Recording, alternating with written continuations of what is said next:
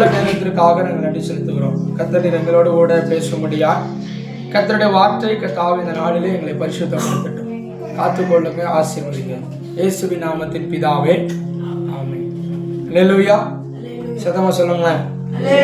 எடுத்தவர்கள் வாசிக்கலாம். 1 பேதுருவின் புத்தகம் 5ஆம் அதிகாரம் 7வது இறை வார்த்தையை ஒருவர் வாசிக்கலாம். 1 பேதுரு 5ஆம் அதிகாரம் 7வது இறை வார்த்தை.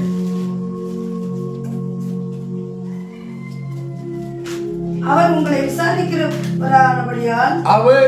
விசாரிக்கிறவரானபடியால் உங்கள் கவலைகளை எல்லாம் அவர் மேல் வைத்து விடுங்கள். உங்கள் கவலைகளை எல்லாம் அவர் மேல் வைத்து விடுங்கள். அல்லேலூயா. சத்தமா அல்லேலூயா சொல்லலாமா?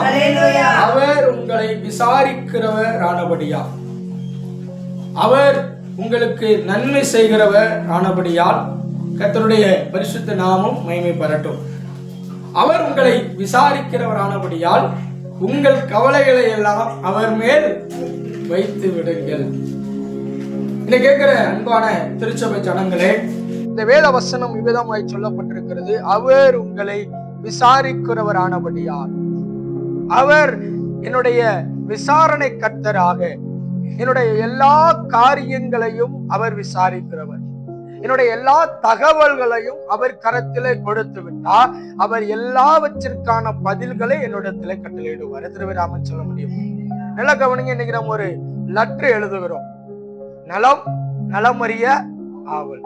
நீங்கள் தினம்தோறும் ஆண்டவரிடத்துல உங்கள் நலனை விசாரிக்கிற, உங்கள் காரியங்களை ஜெயமாய் முடிய பண்ணுகிற, உங்களுக்கு நன்மையை செய்ய விரும்புகிற கர்த்தருடைய கரத்துல நீங்கள் உங்களுடைய நலனை விட்டு கொடுத்தா, உங்க காரியத்தை ஒப்படைத்தா, அவர் எல்லாவற்றையும் என்ன பண்ணுவாரு?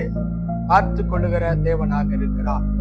அவர் உங்களை விசாரிக்கிறவரானபடியால், பாருங்களேன், இந்த வசனத்தை எழுதுகிறவர் யாராக இருக்கிறார்? வாசிக்கலாம். அதே 1 பேதுருவின் புத்தகம் 5ஆம் அதிகாரம் 1 வசனத்தை வாசிக்கலாம். உங்களில் உள்ள மூப்பருடன்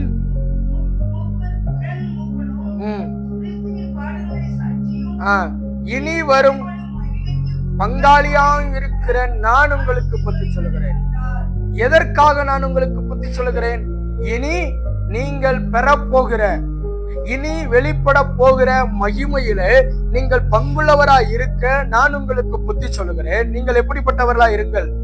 நீங்கள் உங்கள் கவலைகளை எல்லாவற்றையும் உங்களை விசாரிக்கிற கர்த்தரிடத்திலே ஒப்படையுங்கள்.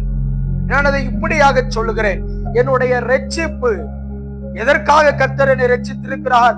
அவருடைய மகிமையிலே வெளிப்பட பண்ணும்படி. என்னை எதற்காக சுகமாய் தங்க பண்ணி இருக்கிறார்? அவருடைய மகிமையிலே நான் வெளிப்படும்படி. என்னை எதற்காக விடுவித்திருக்கிறார்? இனி வெளிப்படும் மகிமைக்கு பாத்திரமாய் பங்குள்ளவனாயிருக்க. எதுக்கு? மற்றவர்கள் நடத்துகிற பாதையில என்னை நடத்தல, என்னை ஒரு வித்தியாசமான பாதையில நடத்த காரணம் என்ன? இனி வெளிப்பட போகிற மகிமையிலே கர்த்தர் நாம் பங்கடைவதற்காக. இனி நமக்கு ஒரு மகிமை உண்டு. இந்த உலகத்துல நமக்கு இப்பவும் வாழ்ந்து கொண்டிருக்கிற இந்த வாழ்க்கையை காட்டிலும் இனி தேவனாய கர்த்தருடைய மகிமையிலே நான் வெளிப்படுகிற ஒரு நாட்கள் உண்டு. அல்லேலூயா. நாம் இந்த உலகத்திலே மனிதர்கள் சொல்லுகிறது போல 6 அடி குழிக்கு சொந்தக்காரர்கள் அல்ல, தேவன் அழைப்பிற்கு சொந்தக்காரர்கள். அல்லேலூயா. உலகத்துல சொல்லுவாங்க, ஆண்டு அனுபவிச்சு கடைசியில குழியில தான் விழணும். ஆமா, நான் குழியில் விழுகிறவன் அல்ல, தேவன் என்னை குழியில் இருந்து தூக்கி உன்னதத்திலே உயர்த்துகிற தேவனாக இருக்கிறார். அல்லேலூயா. நான் அழிந்து போகிற 6 அடி குழிக்கு சொந்தக்காரன் அல்ல. நான் எதற்கு சொந்தக்காரன்? கர்த்தருடைய அழைப்பை பெற்று நித்தியத்திற்கு சொந்தக்காரன். அதனாலதான் பேதுரு எழுதுகிறார், இனி வெளிப்படுகிற மகிமைக்கு நீங்க பங்குள்ளவர்களா இருக்க.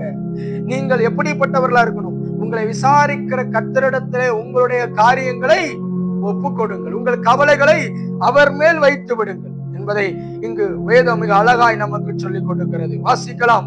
1 பேதுருவின் புத்தகம் 5ஆம் அதிகாரம் 4வது இறை வார்த்தையை ஒருவர் சத்தமாய் வாசிக்கலாம். அப்படி செய்தால் பிரதான மேய்ப்பர் வெளிப்படும் பொழுது மகிமையுள்ள வாடாத கிரீடத்துக்கு சொந்தக்காரன். யாருக்கு இந்த வார்த்தையை எழுதுகிறார்?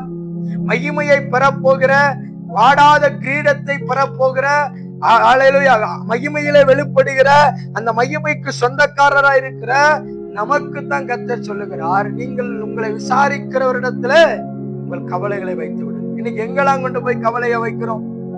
இங்க எங்கெல்லாம் கொண்டு போய் நம்முடைய துக்கத்தை நம்ம வைத்து விடுகிறோம், எங்கெல்லாம் கொண்டு போய் நம்முடைய காரியங்களை ஒப்படைக்கிறோம்.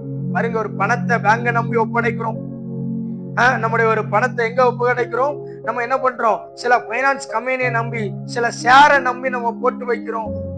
ஆனா கர்த்தர் சொல்லுகிறார், நீங்கள் எல்லாவற்றையும் கர்த்தர் கரத்துல கொடுக்கும் பொழுது, அல்லேலூயா, சகலத்தையும் உங்களுடைய குடும்ப காரியங்களை எல்லாம் உங்களை விசாரிக்கிற கர்த்தரிடத்துல கொடுத்தா உங்கள் கவலைகளை அவர் மாற்றுவார். எத்தனை பேர் நம்புறீங்க? சத்தம் வர அல்லேலூயா சொல்லலாமா? அவர் உங்களை விசாரிக்கிறவர், உங்கள் கவலைகள்